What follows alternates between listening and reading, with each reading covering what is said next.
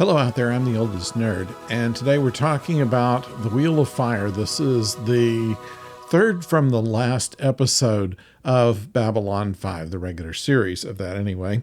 And in this, they are starting to wind down the end of the series. And in doing so, they have to dispatch some characters away. And in this, we have first a confrontation by Sheridan of Garibaldi's alcoholism, a surprise guest that's brought along the station, and an opportunity that Garibaldi did not have before. Then we have a situation where we know that Dr. Franklin is going to be leaving for Earth eventually. We know that Londo has already left, not to come back. And we know that eventually Sheridan and Delenn are off to Menbar, to the new Alliance headquarters. And what we didn't know anything about really was G'Kar. He is not working well with this idolization. He's come back from Centauri Prime, having finished his job there, and it's only worse getting back. They now have little idols of him that they are passing about, and he is taken by the fact that they are worshiping the idol more than the ideas that he was trying to get across. And while he's aware that half of the population wants him to come home to the Narn homeworld to rule, and another 50% would rather him be some kind of religious leader, he wants neither. And in going back to Narn, there would be no stopping that, and even in staying on Babylon 5 is a problem. Meanwhile, Lead Alexander has been placed as a suspect by EarthGov in the terrorist actions by the renegade telepaths, and in funneling money to them in order to get these things done.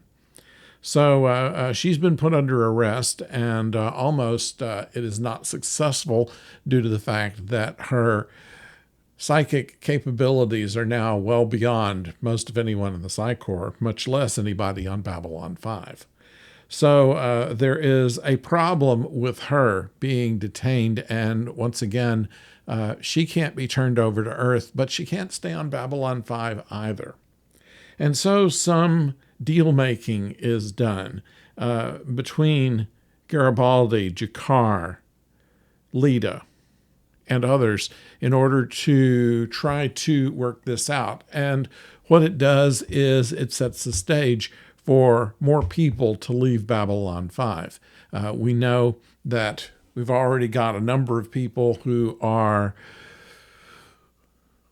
either already gone or in the process of leaving, and this puts a couple of more people in the process. And it also speaks to Garibaldi's alcoholism and the people who've tried to help him and what finally snapped him out of it. It's believable. He's certainly still an alcoholic. He certainly does not have any incredible breakthroughs, except for the fact that he's led to face the fact that he can't do it by himself, and there are people that are willing to help. So despite the fact that there's no AA on board Babylon 5, it seems to be the way to go. And it also addresses a situation with the mental block that Garibaldi has against doing any harm to Alfred Bester, something that he and Lyta had talked about, of what kind of deal they could make in order for that block to be removed so he could go provide justice, shall we say. So all of this is brewing, and while I can't say that anything is happening, we know that it is all in the works to be. And with 2 more regular programs to come along, and then the big finale, which will be 20 years later, it has a kind of a sad ring to it, even though there are some people who are kind of finishing their story arcs. It does mean that it's going to be, we're going to miss them when they're gone.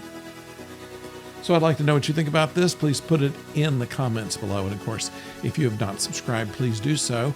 We do have, despite this being a holiday weekend in the United States, we do have a Professor O segment. So this week we'll be talking about Galaxy Quest, Tim Allen, Sigourney Weaver, and others. So we hope that you'll join us for that. That will be on Thursday, Thanksgiving Day, so something to look forward to, something we certainly look forward to recording for you. And then next week, we'll be back to more normal things with another Babylon 5. So until then, don't go far.